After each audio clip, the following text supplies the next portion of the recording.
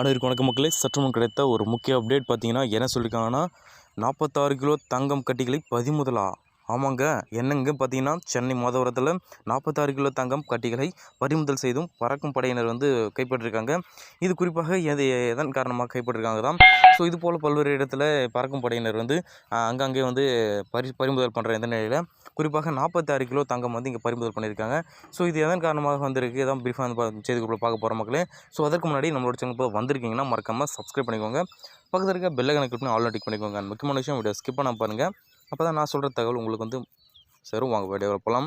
தமிழக சட்டசபை தேர்தல் கடந்த ஞாயிற்றுக்கிழமை அறிவிக்கப்பட்ட நிலையில் தேர்தல் நடத்தை விதிகள் அமலுக்கு வந்துள்ளன.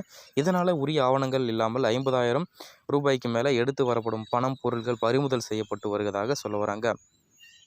ஸோ அதன் பொறுத்த மட்டும் சென்னை மாதவரத்தில் பகுதியில் இன்று தேர்தல் பிரிவு பறக்கும் படையினர் பார்த்திங்கன்னா தீவிர வாகன சோதனையில் ஈடுபட்டிருக்காங்க. அப்போது அந்த வழியாக ஒரு வாகனத்தை நிறுத்தி சோதனையிட்ட போது அதில் பெரும் அளவிலான தங்கக்கட்டிகள் இருப்பதாக கண்டறியப்பட்டதாக சொல்ல வராங்க.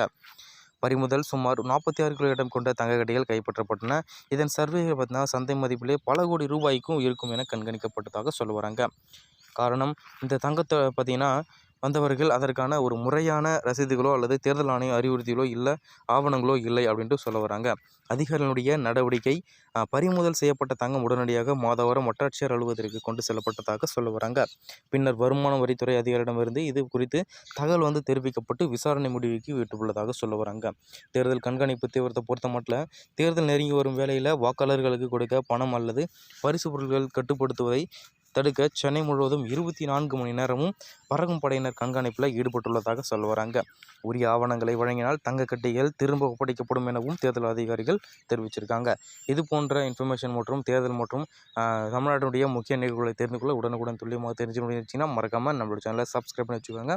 பக்கத்தில் இருக்க பெல் ஐகானை கிளிக் பண்ணி ஆல் டிக் பண்ணிக்கோங்க. நன்றி, வணக்கம் மக்களே.